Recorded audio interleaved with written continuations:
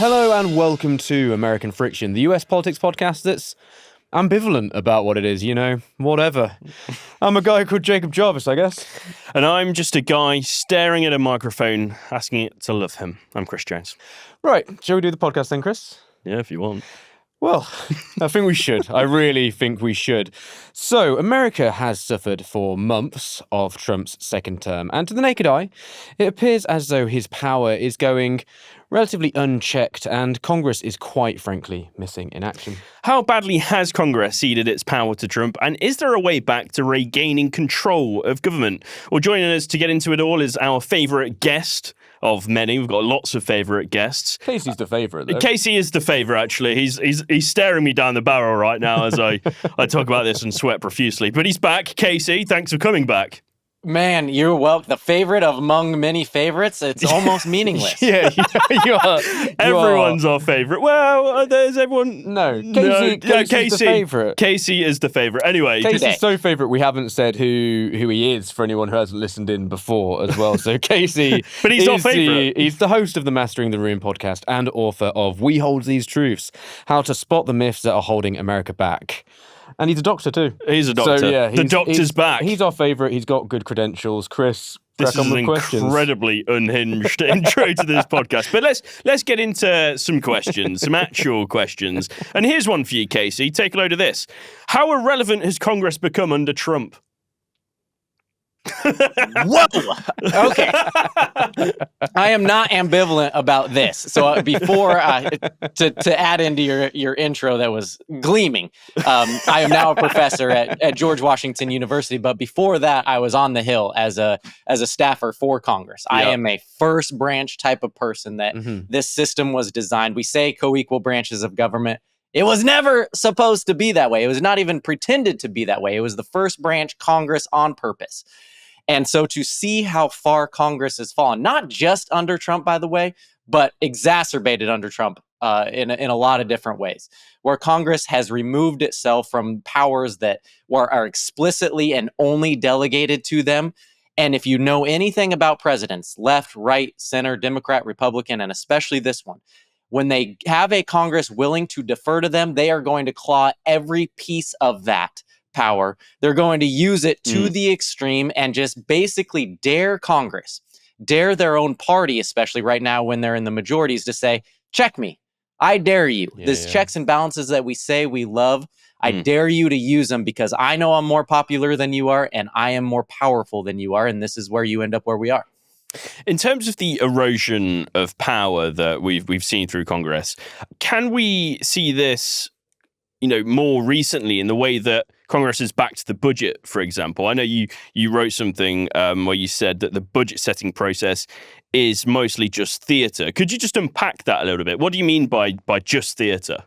Yeah, there is one of the biggest powers written explicitly in the Constitution is that Congress has the power of the purse. Only they are the ones that can appropriate money.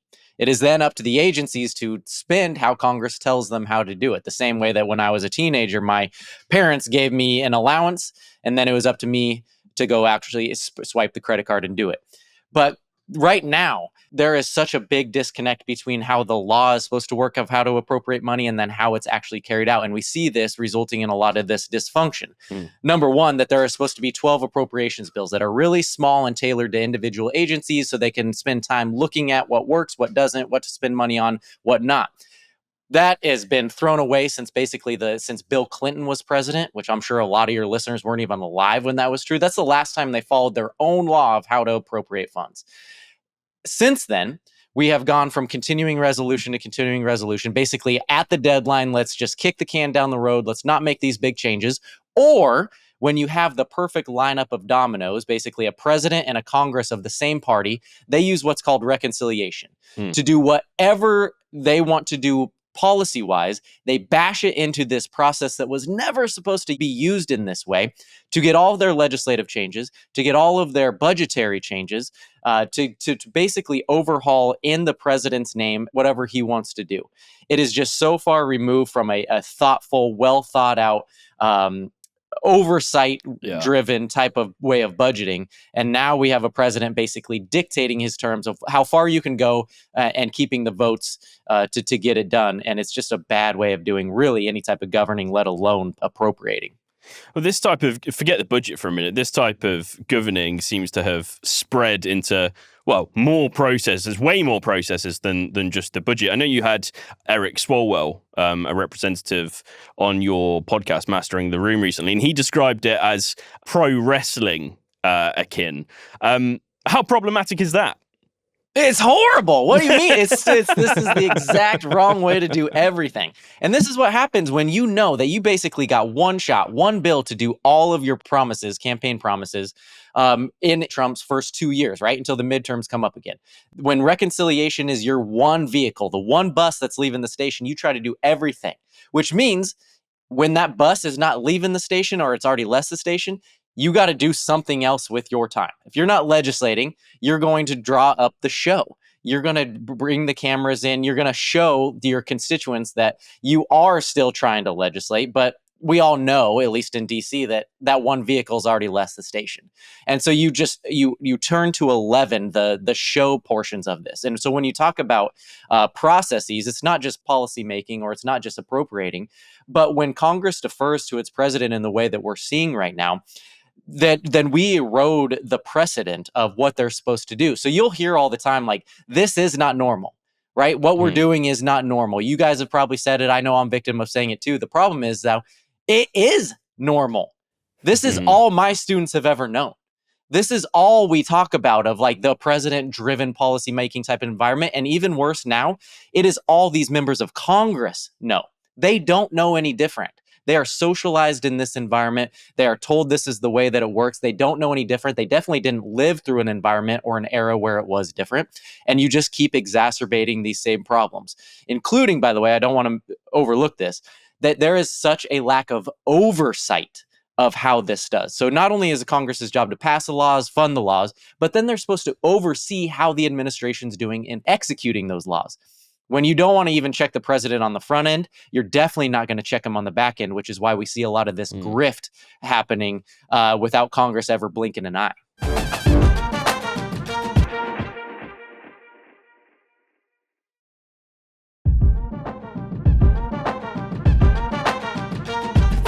One of the rare times, I suppose, over here we tend to see Congress in action, a lot of the time that's in these hearings where you get a lot of soundbite sort of moments and people shouting at each other.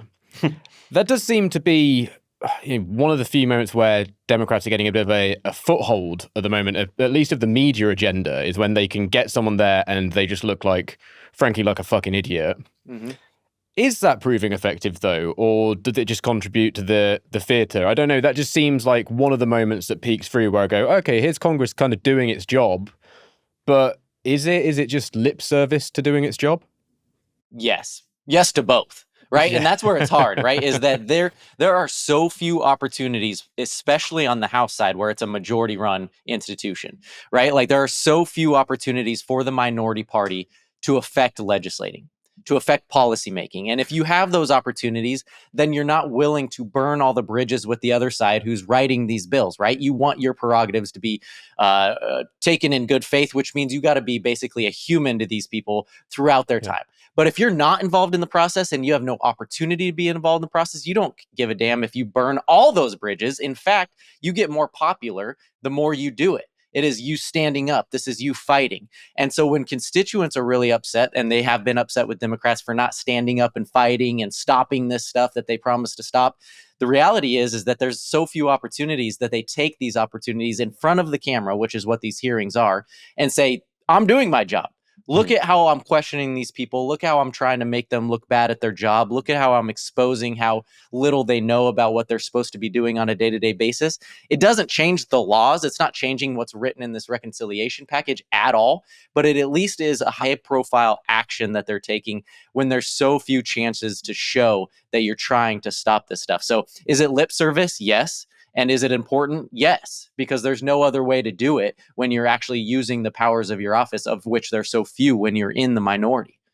Looking at the timeline of how Congress has done this to itself, is it important to note that it's not apolitical? For example, the House seemed pretty much supplicant to Obama when he was in power. Pelosi could just sort of get stuff through, whatever he wanted to get through, and it kind of would.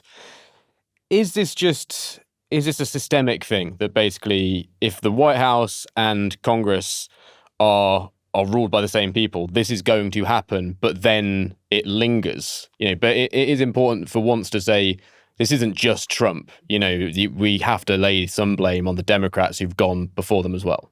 100%.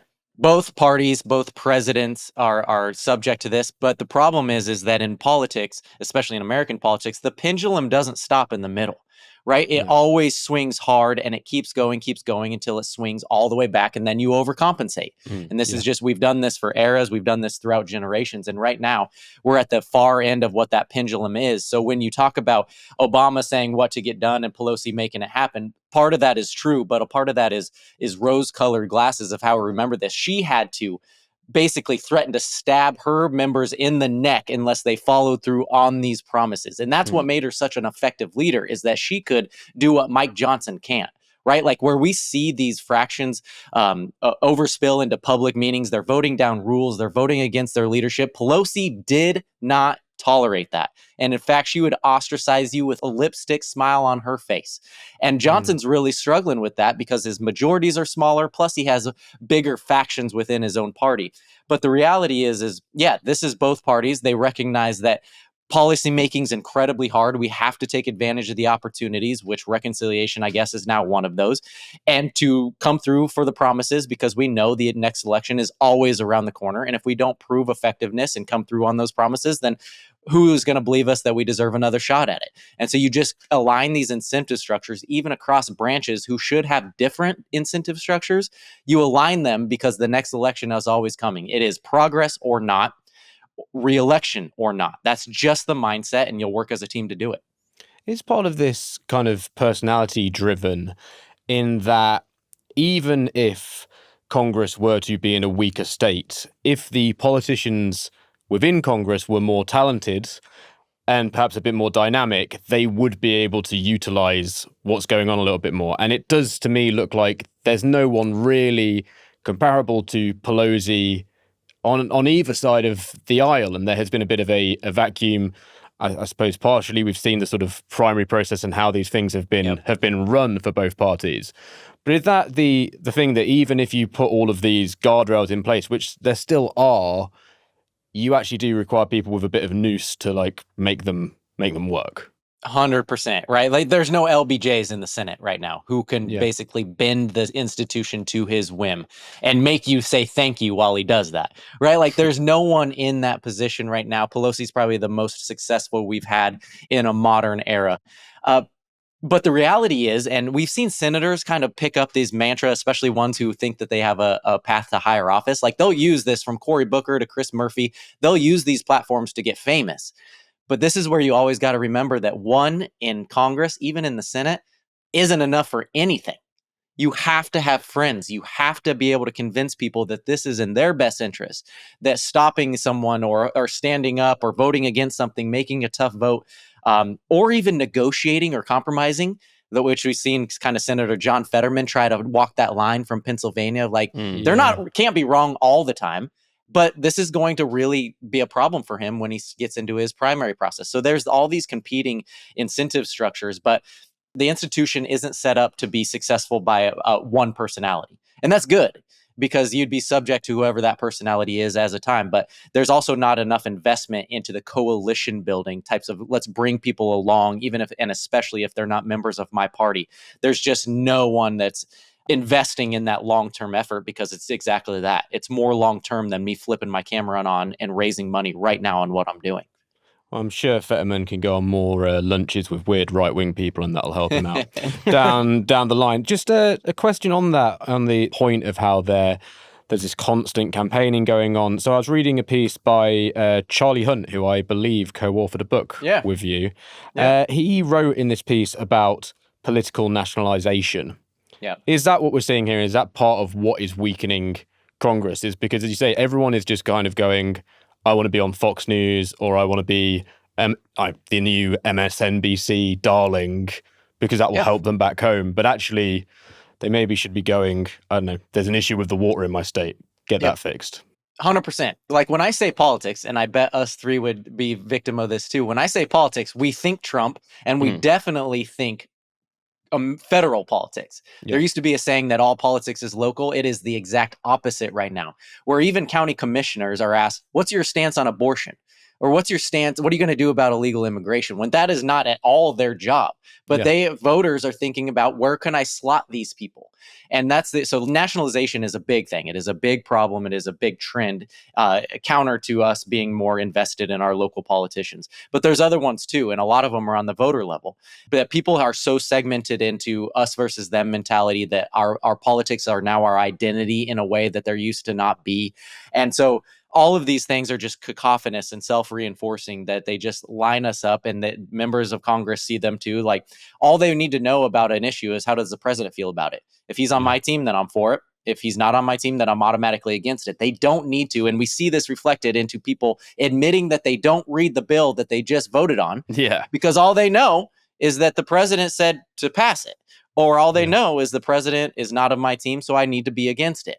And this just gives people cover to not do the job that we expect them to do. And we don't blame them for that, because we only care ultimately in the end. Are you a supporter of the guy at the top of the ticket, or are you trying to stop the guy at the top of the ticket? And I'll deduce my reasoning for why I support you after knowing that. Just on that, you pointed out representatives not reading bills that they vote on.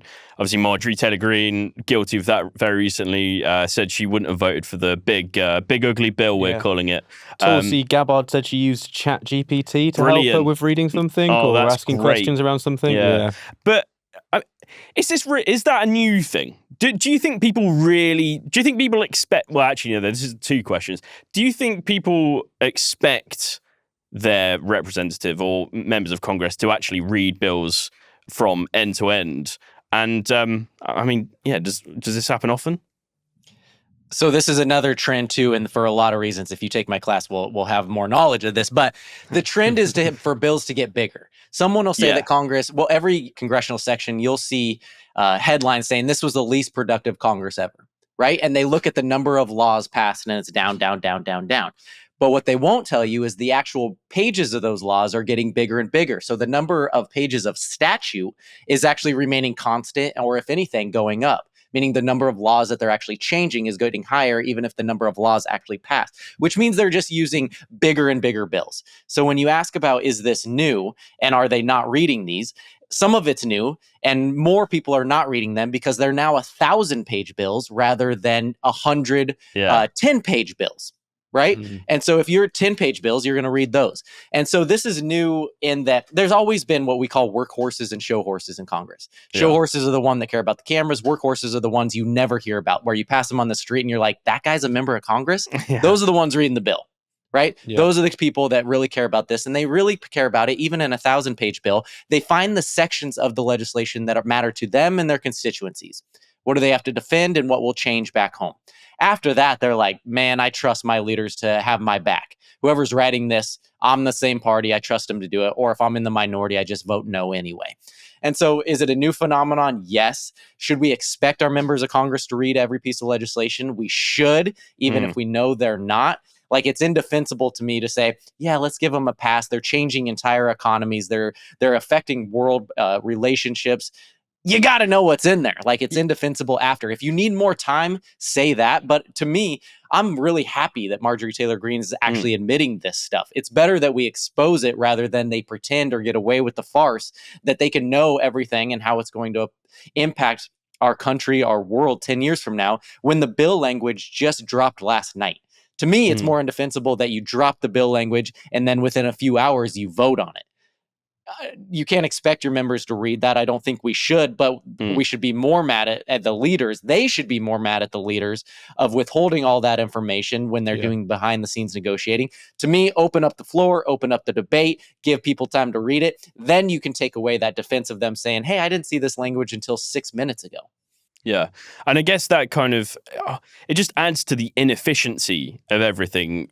If you are entering hearings, for example, and half the people there don't know half of the wording that is in the documents that are supposed to be talked about at that specific hearing. And kind of along that same vein, I keep seeing the same headline or the same things written over and over again, more specifically now in terms of Trump, and that is, why isn't Congress doing anything? Is that strictly true, or are we just missing what's being done within Congress because we're only focusing upon the headlines, I guess? So my first question would be like, what are you saying they're not doing? Right? Because legislating is only one part of their job, and they're right that they've passed a very, very small number of bills right now. But that's, again, because they're just gearing everything up in this one thing. And so the minute they pass reconciliation, if and when, and I suspect they will get some version of it, when they do that, it will be a monumental piece of legislation that they'll be able to campaign ads. They're going to say, we did this, this, this, and this, and they're going to be right, but it's all within one bill. But all the other time, they're falling down on the job of doing like the effective oversight of DOGE or the foreign aid cuts or literally anything. They could be using this time in their institutional capacities to be doing it. But they're actually incredibly busy doing a lot of the other unsung parts of the job of meeting with constituents, being back home, being visible, having these town halls if they're brave enough to actually do them anymore. So are they doing anything? It depends on what you want them to be doing, but they're going to take a ton of credit, and they're going to have a lot of bullet points to say, look what we did if and when they pass this reconciliation bill.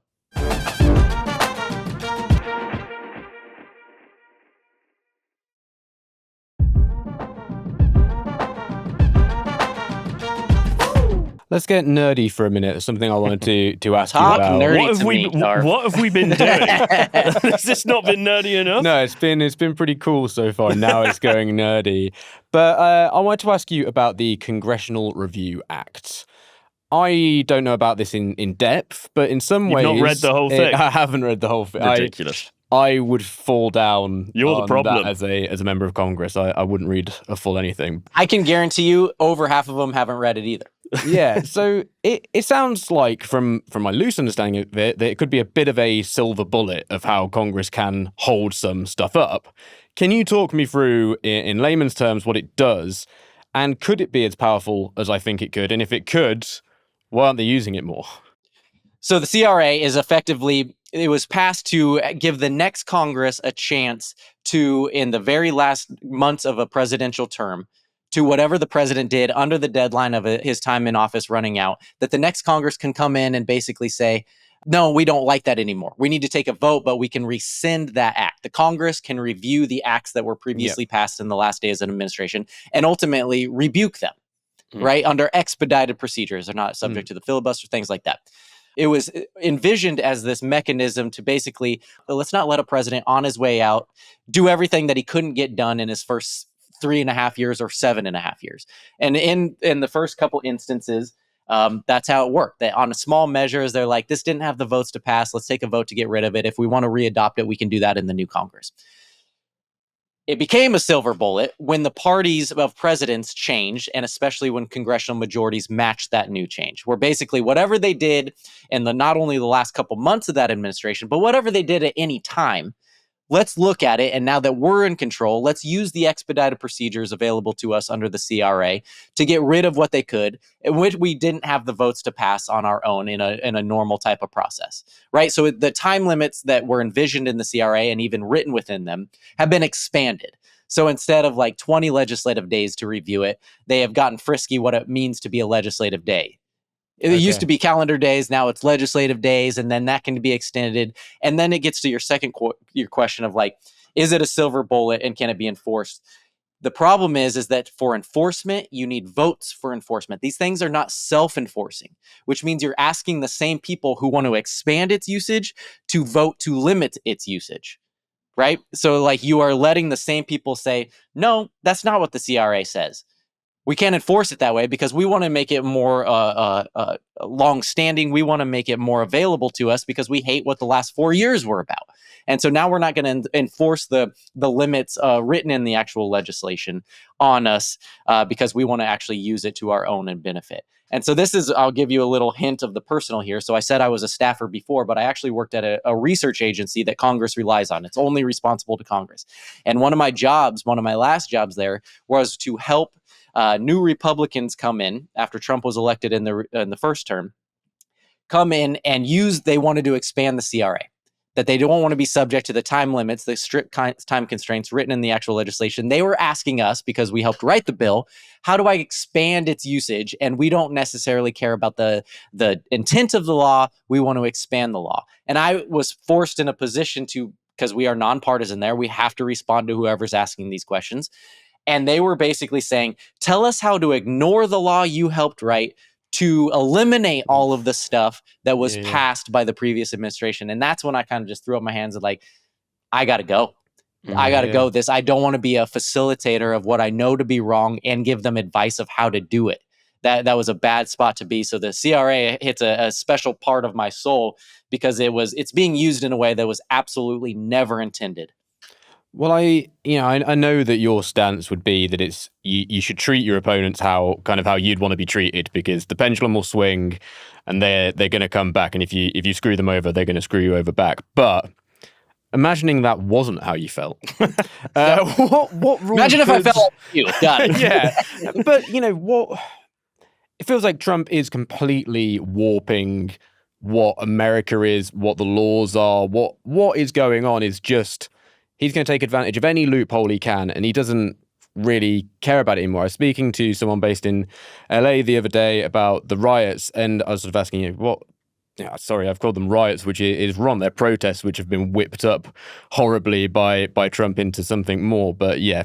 Anyway, I spoke to him about the protests, and he was explaining kind of what it seems to be that the protesters would want. And what he seemed to describe to me was just for America to be like America. From my purview of it. So it seems like if we're at a point where the president is acting so unpatriotically that he's happy to scrap what America is to behave how he wants, then maybe Congress does have to get dirty. So if it were to do that, what could the Democrats be bending here and warping here and twisting here to fight a bit of fire with fire? Yeah. This is where it's really hard. Their number of levers of power to pull are incredibly small, right? I mean, if you have the votes, you can do anything in Congress, from impeach the president, remove him from office, never let him run again. You can literally hold him in contempt and arrest him. You can stop funds. You can turn off air conditioning in the White House on a Tuesday if you want to do that. Like, if you have the votes, you can do anything. But if you don't have the votes, you're are only subject to raising, or what we say, expand the scope of conflict outside of the institution and make it public. And so this is why Democrats have really struggled with their message post-Trump of like, what are you actually doing to stop it? They're struggle in saying, well, we're voting no. Of course you are. We're having hearings. We're holding these people to account in 5-minute segments in a hearing, which actually doesn't change anything because they have the votes too. And so this is hard as an institutionalist, like, unless you change the institution itself and give the power to a minority that they haven't had, then you are only subject to basically having that fight outside the institution. And this is where Democrats have really struggled. And there isn't a good answer to this that's satisfying to anyone. How can you stop them? The reality is that you're going to have to get a few number of Republicans. It's not many, but a few to join you as Democrats. And this is where the downside of your burn bridges approach is really going to come back to bite you, because there's no one that's going to take your argument in good faith because you weren't making it in good faith.